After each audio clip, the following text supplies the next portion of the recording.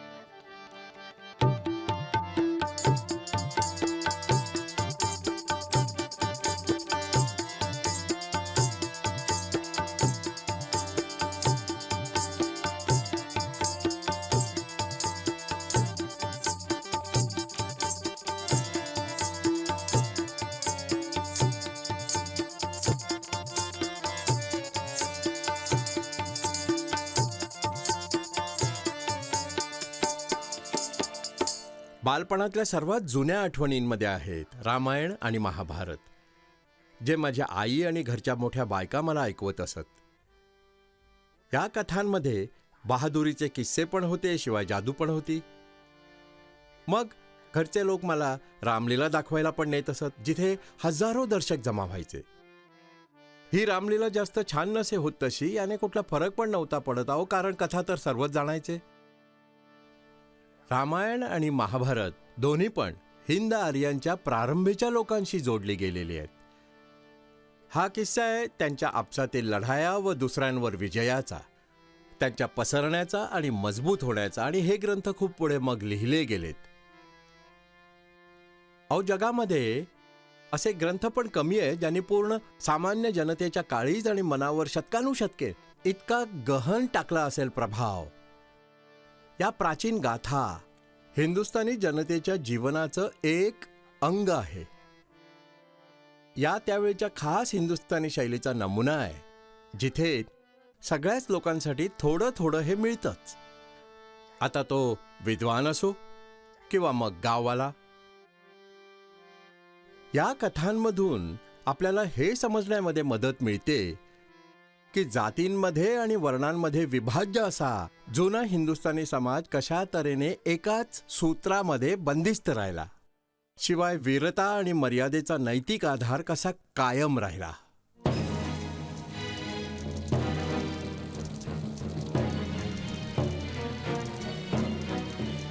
रामायणाची कथा महाभारतापेक्षा आधीची मानली जाते. खरं तर महाभारत हे आधी लिहिलं गेलं होतं. जे असेल ते टोळ्या आणि जमातींचे जे संदर्भ महाभारतात मिळतात ते रामायणातील विकसित राज्यकारभाराच्या बऱ्याच आधीचे आहेत.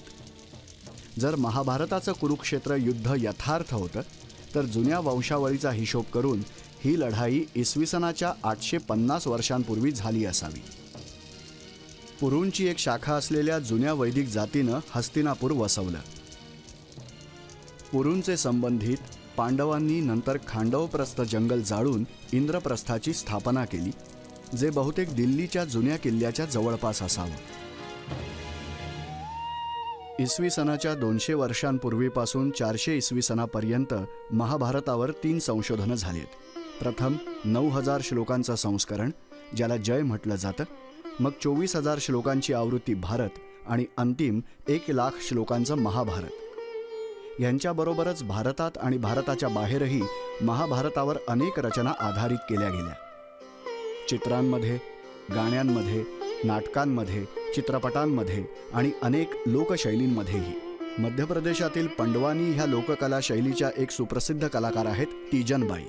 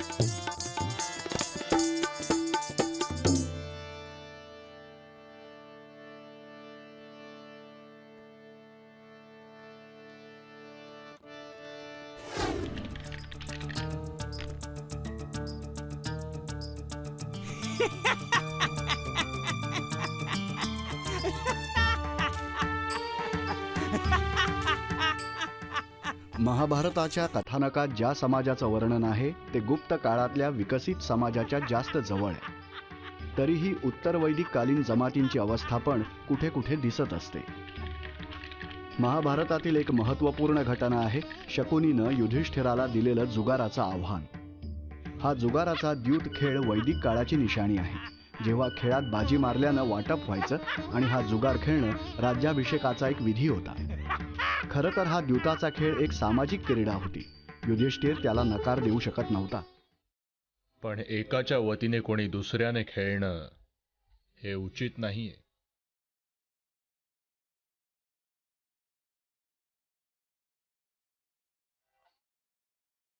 असं मग तुझी हीच इच्छा आहे तर असंही चालेल. चला खेळा.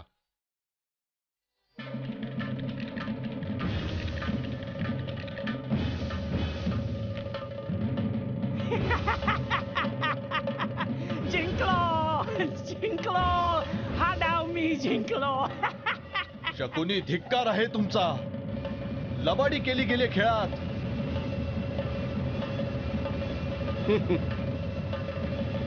पण तरीही खेळा पुढे.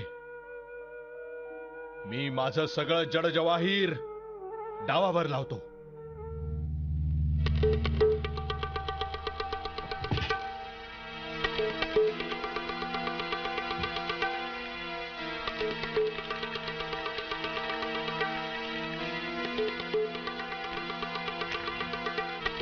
जीत, आमची जीत.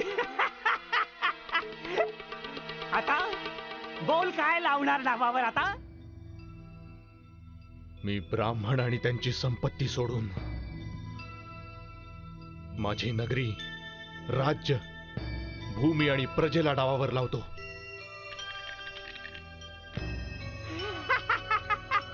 नगरी, राज्य, प्रजा सर्व मी जिंकलो. आता बोल. डोळे चमकतात मण्यांसारखे. सिंहासारखा आहे जो. अपार बळ ज्याच्या बाहूंमध्ये, मी अशा नकुलाच डावावर लावतो. मी तुझ्या नकुलास पण जिंकलंय. प्रिय लहान सहदेवास पण डावावर लावतो. मी तुझे प्रिय माद्री पुत्र नकुल आणि सहदेव दोघांना पण जिंकून बसलोय, जे तुला खूप प्रिय आहेत.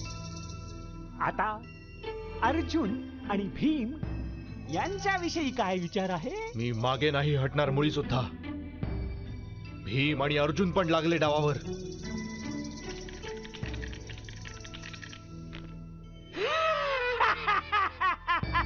मी यांना पण जिंकलंय. आता बोल. आता फक्त मीच वाचलोय. जर मला पण जिंकलं गेलंच तर मी मान्य करेन की दुर्भाग्य आणि पराजयच आमची नियती आहे.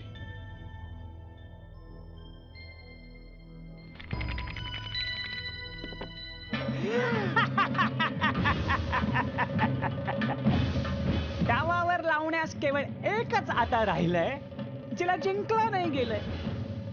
तुमची प्रिय राणी. राजन, पांचाल नरेशाची पुत्री द्रौपदीला पण लावा डावावर. कदाचित जिंकशील तू. आणि जर जिंकलास मग द्रौपदी सकटच स्वातंत्र्य सगळ्यांचं पण घे आणि जायच ना. ठीक आहे, मी द्रौपदीला पण डावावर लावतो.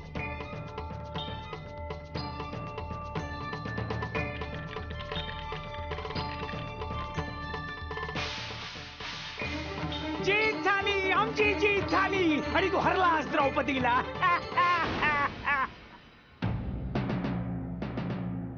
विदुर, जा आणि या पांडवांच्या प्राणप्रिय द्रौपदीला इथे आण. आजपासून ती आमच्या राजमहालांची सफाई करेल. पडून राहील आमची दासी बनून. अरे मूर्खा, असं पण नाही समजत की हे शब्द उच्चारल्याने तू स्वतःच्या काळाला बोलवत आहे ते. तुला याचा आभास नाहीये की तू अग्निज्वालांशी खेळत आहेस. बालपण सोड रे दुर्योधना. मृग असून ललकारू नकोस या सिंहाना. प्रतिकामी, जर तुला पांडवांचं भय नाही जराही, तर मग जाऊन द्रौपदीला खेच तिथे ये घेऊन. हा विदुर भित्र्यांची बोली बोलत आहे. ह्याने पण आमचं भलं नाही इच्छिलं कधी. जातो.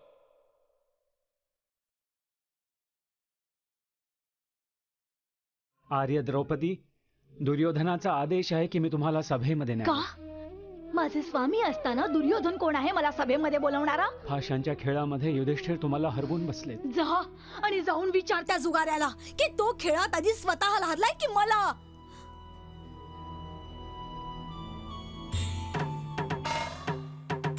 महाराज, दुःशासना, हा रथिपुत्र तर मूर्ख आहे. तू स्वतः जा. जाऊन द्रौपदीवर अधिकार करीत तिला इथे आण. तिचं हे 5 पती जे स्वतःचं स्वातंत्र्य घालून बसलेत आपलं करणार तरी काय आता? तुम्ही काशी नरेशाकडनं जे काही धन आणि उपहार प्राप्त केलं होतं, दुसऱ्या अनेक राजांनी जे हिरे जडजवाहीर भेटीत दिलं होतं, ते सर्व तुम्ही जुगारामध्ये हरलात. आमचं रक्त, शस्त्र, स्वतः आम्हाला पण तुम्ही हरलात. तरी पण मला क्रोध नाही आला, कारण तुम्ही आमचे महाराज आहात. पण द्रौपदीला डावावर चढवल्याने तुम्ही तुमच्या हद्दीच्या बाहेर गेलात. चाल दुष्टा, मला हात लावायचा साहस? चाल दुराचारी स्त्री, आता तुला कौरवांची दासी बनायचंय. सोड मला. नाही नाही नाही, सोड. निर्लज्जांनो, सोड. असं वाटतंय आज क्षत्रिय कुळाची सगळी मर्यादा नष्ट झाली आहे.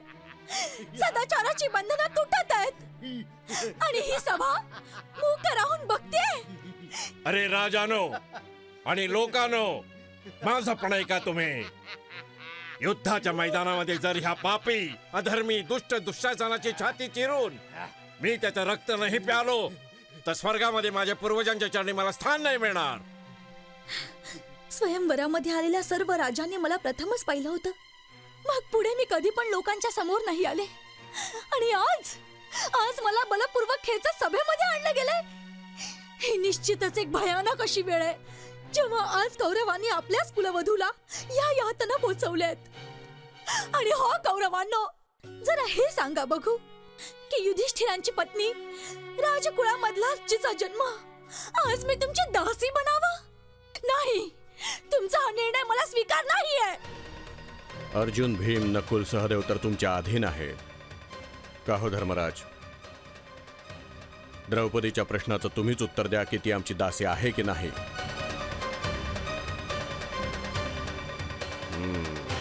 अरे नीच, जर रणभूमीमध्ये तुझ्या याच जंगा फोडून माझ्या गदेने चुरा नाही केला, तर माझ्या आत्म्याला मुक्ती नाही मिळणार.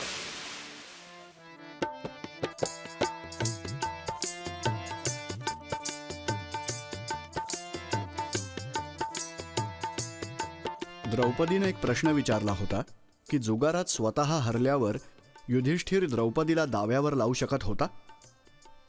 असंच वाटतंय की तेव्हा स्त्रीला पुरुषाच्या संपत्तीच्या रूपात पाहिलं जात नव्हतं. म्हणजेच उत्तर वैदिक काळ पूर्णरित्या पुरुष प्रधान नव्हता. द्रौपदीचे 5 पती असणं आणि कुंतीचं इच्छेनुसार पुत्रांना जन्म देणं स्त्री प्रधानतेचेच संकेत आहेत.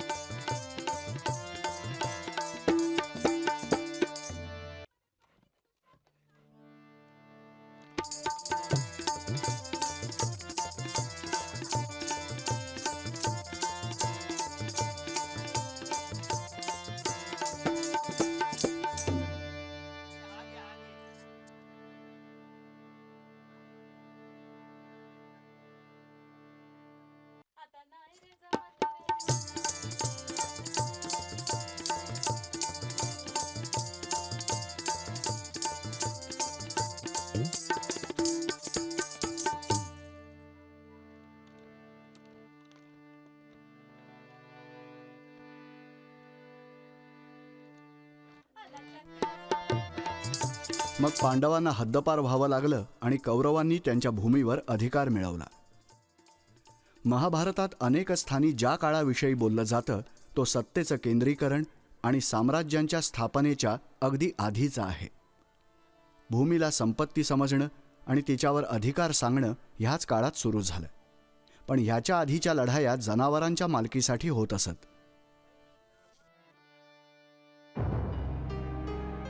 मित्रांनो, भूपतींनो, शकुनीने धर्मराजास अधर्माने द्यूतामध्ये हरवलं. हिसकावलं राज्य दुर्योधनाने, वनवास पण करवला. जाणता तुम्ही कसले कसले क्लेश सहन केले, कुठे कुठे कसे राहिले, किंतु नाही त्यागला पंडुपुत्रांनी कधी पण सत्याचा सहारा. वचन दिलं होतं ते वचन त्यांनी निभावलं. कुळ परंपरेने जे राज्य आहे त्यांचं, ते त्यांना मिळावं आता हेच मत आहे, असलं पण पाहिजे सर्वांचं. तुम्ही सर्व विचार करा, सल्ला मसलत करा, मग सांगा सगळ्यांचं हित कशात असावं. सन्मान पण टिकून राहावा, धर्म पण अनुकूल असावा. स्वर्गाचं पण राज्य नाही घेणार युधिष्ठिर, जर मिळेल अधर्माने. घेणार सानंद धरणीचा तुकडाही, जर मिळेल धर्माने. लक्षामध्ये हे ठेवा, त्यांची इच्छा आहे मिळावं तेच आणि तितकंच. बाहुबलाने कमावलं होतं राज्य जितकंच, आणि ते राज्य धृतराष्ट्राच्या पुत्रांनी युद्ध करून नाही जिंकलंय, कटा आणि कपटाने हिसकावलंय. हिसकावू शकतात पांडव कौरवांकडनं राज्य आपलं बळाने, आपल्या वीरतेने, तुमच्या सारख्या न्यायप्रिय भूपतींच्या सहाय्याने. पण आपल्याला धीराने, शांतीने काम करावं लागेल. धृतराष्ट्र आणि दुर्योधनाचं मन समजावं लागेल. मंत्रणा ही माझी राहील, यापूर्वी की वाजू लागेल रणतुतारी. पाठवावा आपण दूत तिथे धर्मशील दक्ष कुलीन, जो कौरवांचा क्रोध शांत करेल, दोन्ही दलांना मित्रतेच्या बंधनामध्ये बांधेल, ज्याने कौरव पांडवांचं राज्य परत करतील, राहतील स्वतः सुखाने आणि यांना पण सुख देतील. सज्जन हो, कृष्णाने जे सांगितलं पूर्ण धर्मसंमत आहे. दूत पाठवावा आपण, हेच आमचं पण मत आहे. कोणी म्हणेल काहीही, द्यूत अखेर लढाईच. कौरवांना मिळालेली जीत द्यूत विद्येने. चांगलं तर हेच आहे, द्यूत कधीच ना खेळावं कोणी. हरला जरी डाव, पण रडायचं नाही. युद्ध करणं नाही आहे चांगली बाब, सुटत असते प्रियजनांची साथ. ह्यासाठी उचित हेच आहे की दूत जाईल, कौरवांचा क्रोध शांत करून मनवेल त्यांना, पांडवांना राज्य मिळवून देईल. सज्जन हो, युद्ध आहे अन्याय. आम्हाला दिसतोय एकच उपाय, हित ह्यामध्येच आहे, करावी आपण तडजोड. का करायची आपण तडजोड? तडजोड नाही हो कुठला उपाय. तेच करतात तडजोड आपसात, ज्यांचा असतो निरुपाय. खूप ऐकलं, न्याय हा आहे तो अन्याय आहे. खेळावया जुगार, आपल्या घरी बोलवणं काय न्याय आहे? कट कपटाने जिंकणं काय न्याय आहे? न्याय आहे सांगायचं, अवधीपूर्वी पांडुपुत्रांना कसं बरं ओळखलं? अरे ज्यांचे बसले आहेत धूर्ततेमध्ये प्राण, बोलायचं पण काय त्यांच्याशी? अरे जे उभे आहेत तलवारी सकट, त्यांच्या समोर जाऊन आम्हाला नाही मरायचंय. न्याय आहे पांडुपुत्रांनी भाग आपला मागणं, हे समजायचं आपण. ते नाही परत करणार हे पण समजायचं आपण. आतताईपणा मिटवणं धर्म आहे, याचना करणं सदा अधर्म आहे, अधर्म आहे. सांगतात हे सत्य, निश्चितच सात्य की नाही परतवणार दुर्योधन पांडवांचं राज्य सहज. स्नेह आंधळा पुत्राच्या प्रती, धृतराष्ट्र पण आहे आंधळा. मीठ खाल्लाय कौरवांचं, भीष्मांनी, गुरुद्रोणांनी, सूतपुत्र कर्णाने. सर्व फक्त बसलेत तिथे आंधळे. आणि दुर्योधन त्याच्याबरोबर स्निग्ध स्वरामध्ये बोलणं बिलकुल आहे जसं गो मातेला मारणं किंवा गर्दभ राजाचे फार लाड करणं. जर आपण पाप्यांशी मूर्खांशी स्निग्ध स्वरामध्ये बोललो तर ते आपणास दुर्बल समजतात, जास्त चढतात. नाही, उत्तम हेच. आपले मित्र राजा आहेत, त्यांना संदेश पाठवायचा आपण. धर्म राखण्यासाठी सर्वांचा हर तऱ्हेने सहयोग घ्यायचा आपण. श्रीकृष्णाचं कथन खरं आहे. दूत पाठवायचा, धर्माचा पथपण हाच आहे. कारण दुर्योधन बसला नसेल असाच हातावर धरून हात मानत असला जर, तेव्हा मग नाही विषय दुसरा. अन्यथा रणभूमी आहे, आपण सगळे आहोत आणि अनेक शक्तिशाली सैन्य आपल्या साथीला. आज इतकंच सांगायला मी स्वतः इथे आलोय. भावाभावामध्ये युद्ध ना व्हावं, संदेश शांतीचा आलोय घेऊन. निसंशय आहे गुणवान महान, सर्व राजघराण्यांमध्ये कुरुकुल. खळाळत्या करुणेचा तो बनलाय वंशज सत्यशील. हे सत्यशील पुत्रा, तू या कुळाचा आधारस्तंभ. न्यायी तू, खरं म्हणजे नायक तू. दाखवणारा खरा रस्ता दिग्दर्शक तू, सर्वांचा रक्षक तू. मग का म्हणून अधर्म? का लोक वैरास कौरवी विशेषण म्हणत आहेत? का म्हणून खोटकपटाची हवा ही अशी? शत्रुत्वाचे ढग घिरट्या घालतायत. कौरव कुळावर हे संकट पसरलंय, संपूर्ण कुळाचा नाश करणारं संकट. इच्छा असल्यास निवारण होईल ह्याचं. कठीण नाही, हे संभव आहे सर्वथा. अवलंबून सर्व काही आमच्यावर तुमच्यावर राजन, हे समजून घ्यायचंय आपणच. तुम्ही थांबवा तुमच्या पुत्रांना, मी थांबवेन पांडव दलास. कौरव पांडव जर मिळून मिसळून राहिले तर बळाच्या बाबतीत होईल विवेक. काय तुमच्या वाटेला जाण्याचं साहस करू शकतील मिळूनही अनेक? पांडवांनी जिंकलेल्या भूमीवर अधिकार तुझाच होईल. तू एक छत्र सम्राट.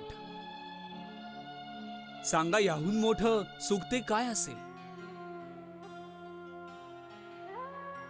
युद्ध आगीचा भयानक वणवा-एक, ज्यामध्ये मानवता जळत असते.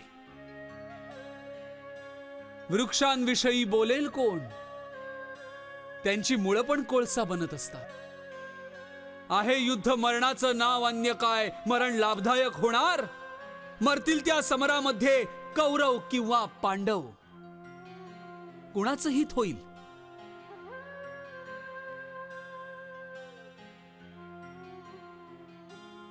जेव्हा पिता सोडून गेले त्यांचे, तेव्हा पांडव खूपच होते लहान. ज्यांनी त्यांना दिली सावली सदा, अहो दुसरे कोण तुम्हीच होता ना.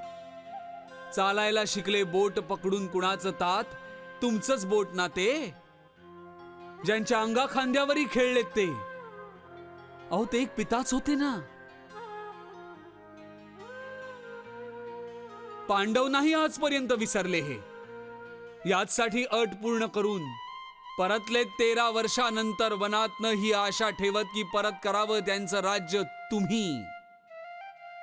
असं हात जोडून सांगतायत पांडव. मला दिसतंय हेच सत्य पण आहे आणि हीच सत्याची आहे अखेर. माझं तुम्हाला सांगणं आहे, अहो पिता, पित्यासारखे वागा. स्वयं न्याय मार्गावरनं जा आणि पुत्रांना न्या सोबत तुमच्या. जगण्याचा सर्वात मोठा आनंद लुटा, सर्वांना जगू पण द्या. मिळवा तितकं जितकं स्वतःच, दुसऱ्यांना त्यांचा हक्क द्या. हे महासभेच्या धर्मज्ञांनो, जेव्हा अधर्माकडनं हरला धर्म बनला कमकुवत, तेव्हा सत्याला पण मारतं असत्यामध्ये खूप जोर. जर काढला तुम्ही नाही धर्मपक्षाचा हा तीर, सभासदांच्या हृदयांना जाईल हो चीर. धर्मज्ञांच्या सभेमध्ये राहिला अधर्म असाच सरसकट, बुडेल ही सभा पण सभासदांच्याच सकट. तटावर स्थित हर वृक्षाचा हो नदी करेल नाश, करेल तटस्थ मनुष्याचा घायाळ धर्म विनाश.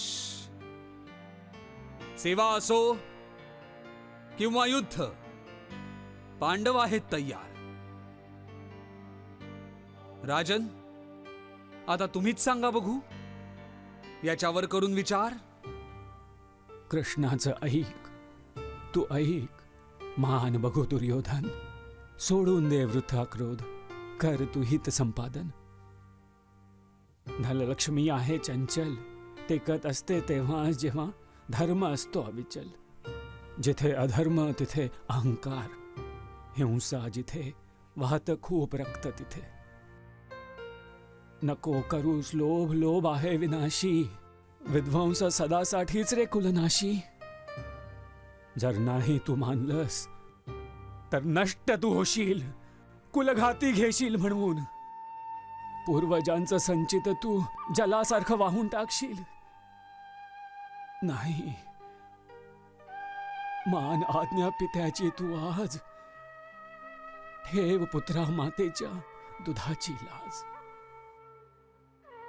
कृष्णाच्या स्वरामध्ये धर्म, पितामहांच्या कंठातनं भविष्य बोलत आहे. दुर्योधना, तू अजून पण काय तोलत आहेस? तुझे मित्र हितचिंतक जे सांगतात, तुला सगळी वाईट कामं करण्यास उकसवतात. युद्धाच्या प्रसंगामध्ये बघ तेच पळतील सर्वप्रथम. दोष तुझ्या माथी मारीत. विचार कर, समज जरा. अरे अर्जुनाची काय शक्ती आहे विचार मला तू. आणि त्याचा सखा सहाय्य कृष्ण, तरी पण तू जरा नाही विचार करीत. का तू आपल्या बंधू बांधवांना युद्धाच्या भडागणीमध्ये बळी देत आहेस? अरे जिथे अर्जुन आहे विजय तिथेच आहे.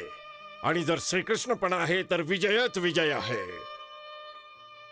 अधिक कोण सांगेल पुत्रा तुला आता?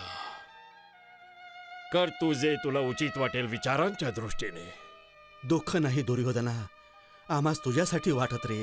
रडतं हे मन तुझ्या माता पित्यांसाठी. विचार करतो, पुत्र स्वयं कुळाला बुडवणार, मित्र सहयोग्यांस रक्तामध्ये भिजवणार. तो दिवस दिसत आहे मला, पंख रहित चिमणीसारखे. माता पिता रांगत असतील दुर्बल असहाय्यांसारखे. बसतील रडत आजीवन, जन्म दिला तुला म्हणून. फिरतील भिकाऱ्यासारखे, मुठभर अन्नास सुद्धा. कसा हा दिवस आला प्रभू, कसली ही स्थिती डोळ्यांसमोर असेल पूर्ण. कुरुकुलाचा रास. दुर्योधना पुत्रा, कापताय रे मान. काय सत्य होईल विदुराचं वचन? मान रे पुत्रा, कृष्णाचं सांगणं. युधिष्ठिराच्या जवळ जा, त्याने खूप सहन केला. मैत्री कर पांडवाची, कर रे आपसा तडजोड. पुत्रा, हाच एक अवसर आहे, पण हात न गेला तो पुन्हा नाही येत. सखा असावा कृष्ण, सहाय्यक पांडुपुत्रांचा, तर मग कल्याणच होणार. अन्यथा अन्यथा युद्ध. युद्धामध्ये पराजय, पराजयामध्ये अपमान आहे. क्षत्रियासाठी मृत्यूच्या समान आहे. मान रे पुत्रा, मान रे. द्वारकाधीश कृष्ण, तुमची बासरी वाजली, घृणेच्या स्वराने सजली. खूप वाजली, आणि वाजली फक्त माझ्यासाठी. मी धन्य झालो, तुमचा चिरकृतज्ञ आहे. भले असाल हो तुम्ही कुंतीच्या पुत्रांचे पुन्हा पुन्हा चरण स्पर्श भक्तीचे हकदार. कुणी दिला अधिकार तुम्हास की माझ्याच घरात घुसणारनी तुम्ही कराल माझीच निंदा अपार? माझे पूज्य पिता विद्वान विदुर, पितामह भीष्म, आचार्य द्रोण, सर्वांस सवय झाली एकच सतत मलाच कोसण्याची अविरत. फक्तच मला कोणी नाही पण सांगत की माझा दोष काय आहे. मी या वंदनीय प्रातस्मरणीय सज्जनांचं बिघडवलं काय आहे. मधुसूदन, तो धर्मराज पक्का जुगारी. जुगार खेळला, राज्य हरला, काय ती झाली चूक आमची? सर्वांना माहिती जुगारामध्ये हारलाय तो. तरी पण मी संमती दिली होती की परत करा जिंकलेला आपण धन. परत खेळला, परत हरला. जंगलात फिरले, मारे मारे, ह्यामध्ये माझा काय दोष? उलट माझ्याशीच लढण्याची देतात हे धमकी, मला आणि माझ्या भावांना मारून टाकण्याची. हा कसला न्याय आहे? कुठला धर्म हा? तुम्ही इथे आला आहात घाबरवायला, झुकवायला. हे नाही होणार. नाही झुकणार मी. देवांचा पण देव, इंद्राच्या पण समोर. पांडव 5, तुम्ही सोबत त्यांच्या म्हणजे भाऊ, आम्ही 100. आमचं सैन्य, सहयोगी अगणित आमच्याशी करणार हे लढाई. बरं मग हे असंच. असं नको व्हायला की तुमचं होईल जगात हसं. आम्ही क्षत्रिय, आमचं मरण पण शुभच होईल. नंतरचा मुक्काम देवांचा तो स्वर्ग होईल. आम्हास आहे स्वधर्मप्रिय.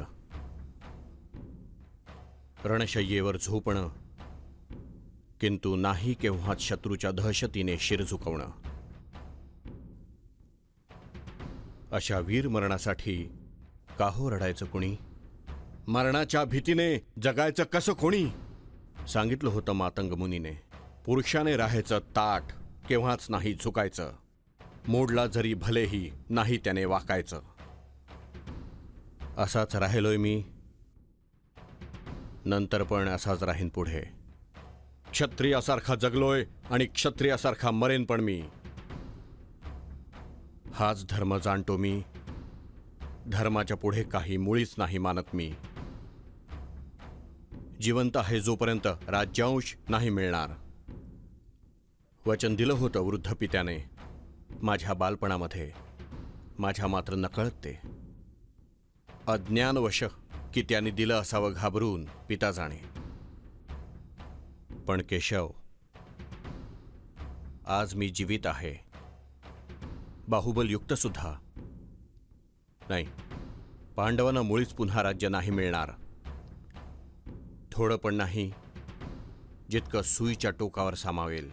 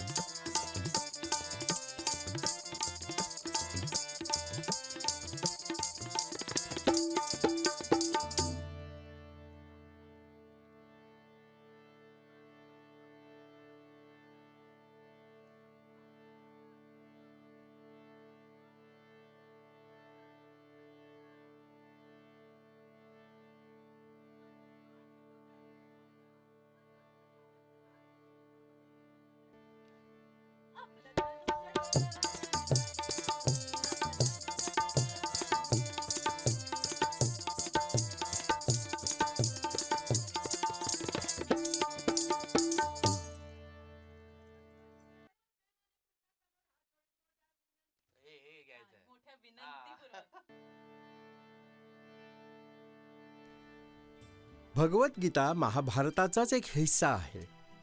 या महाकाव्यातला स्वतः एक प्रसंग आणि गीता स्वतः पूर्ण रीतीने परिपक्व आणि शानदार आहे.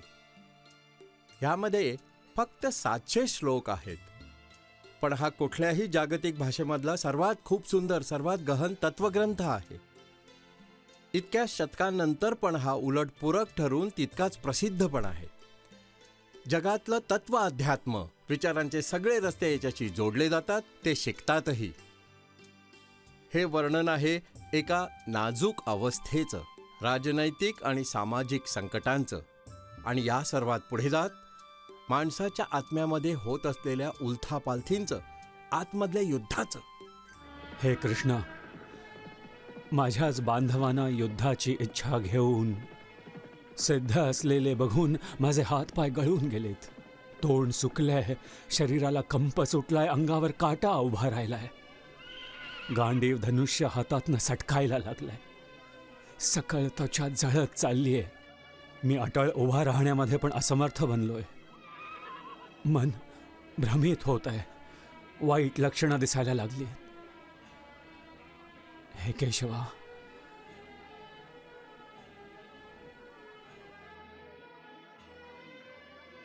युद्धामध्ये स्वजनांना मारण्यामध्ये मला कुठलीच भलाई नाही रे दिसत. नाही पाहिजे मला हा विजय, राज्य, सुख. असं राज्य आमच्या काय कामाचं? अशी सुख, अशा जीवनातनं काय लाभ? ज्यांच्यासाठी आपल्याकडनं राज्य, विलास आणि सुखांची कामना केली जाते, ते सर्व तर इथे आपलं जीवन धन सोडून आलेत. गुरु, पिता, पुत्र आणि पितामह, काका, श्वसूर, पणतू असे खूप दुसरे सखे संबंधी. नाही रे कृष्णा, जरी मला मारून टाकलं तरी पण मी यांना नाही मारणार. धरणी खूप कमी रे. 3 लोकांचं राज्य पण मला मिळालं तरी पण मी यांचा वध नाही करणार. हे अर्जुना, संकटाच्या या घडीमध्ये ही निराशा कसली? श्रेष्ठ जन तर सदा ह्यातनं अपरिचित राहत असतात. ही भावना तर अपयशाचं कारण आहे. अर्जुन, नपुंसक नको बनूस. पार्था, तुला हे शोभत नाहीये किंचितही. हृदयाची ही तुच्छ दुर्बलता तू सोड. हे शत्रुविनाशक, उठ, जागा हो. मधुसूदन, भीष्म पितामह आणि गुरु द्रोणांवर या युद्धामध्ये कसे तीर चालवणार मी? दोघं पूज्य आहेत मला. अशा सन्मानित गुरूंचा वध करण्यापेक्षा ह्या लोकामध्ये भिक्षा मागत जगणं चांगलं.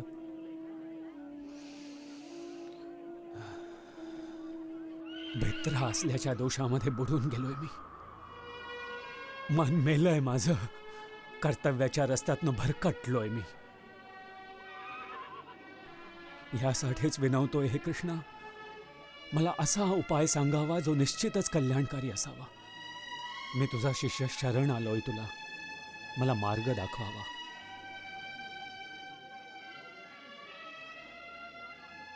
तू त्यांच्यासाठी शोक करतोस अर्जुना, ज्यांच्यासाठी तुला शोक करायची गरज नाहीये.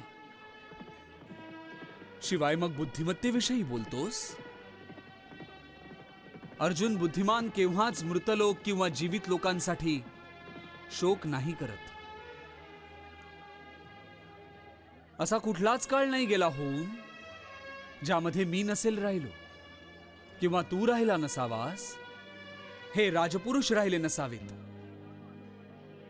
आणि असा कुठला काळ पुढे नाहीच येणार ज्यामध्ये आपण सर्व नाही राहणार. जसं कोणी मनुष्य आपली जुनी वस्त्र सोडून देऊन नवीन वस्त्र धारण करीत आलाय, तसाच जीवात्मा एका शरीराला सोडून देऊन दुसऱ्या शरीराला धारण करीत आलाय. आपली कर्तव्य तू लक्षात ठेवून मुळीच रे भय नाही करायचा. आता मुळात एका क्षत्रियासाठी धर्मयुक्त युद्धापेक्षा कल्याणकारी दुसरं काही नाही असू शकत. कर्मावरच तुझा अधिकार आहे रे, पण त्याच्या फळावर केव्हाच नाही. कर्मांची फळं तुझा उद्देश नसावा कधीच. आणि असं पण न व्हावं की कर्म ना करण्याच्या प्रती तुझी आसक्ती वाढेल. अर्जुनाचा संघर्ष निरनिराळ्या जबाबदाऱ्यांमुळे, मर्यादांमुळे एक आत्मयुद्ध आहे. ही तीच आतमधली लढाई आहे जिने नेहमीच माणसाला विचार करण्यासाठी मजबूर केलं आहे. वैयक्तिक कर्तव्य आणि सामाजिक बर्ताव दोन्हींच्या बाबतीत अनेक प्रश्न निदर्शनास आणलेत की जीवनामध्ये नैतिकता काय आहे, आत्मिक दृष्टिकोन माणसाचा काय बरं असतो. अर्जुना, केवळ वाग तू निसर्गानुसार आपलं कर्तव्य करून. जसा अग्नीचा धर्मच धूर देणं आहे, फळं तशीच कर्मांची पण मिळत असतात. स्वार्थहीन कर्मच श्रेष्ठ राहत असतात. हेच फक्त ज्ञान आहे जे मी तुला देऊ शकतो. यावर विचार कर. तू निवड करण्यासाठी स्वतंत्र आहेस. पार्था, मी तुला ह्यासाठी हे सांगतोय कारण तू मला प्रिय खूप. ध्यानपूर्वक ऐकलंस तू अर्जुना? अजून पण तुझ्या मनामध्ये कुठली शंका आहे? नाही, आता मुळीच शंका नाहीये. मी दृढ निश्चय केलाय. मी युद्ध करणार. तुझ्या उपदेशावर चालेल मी.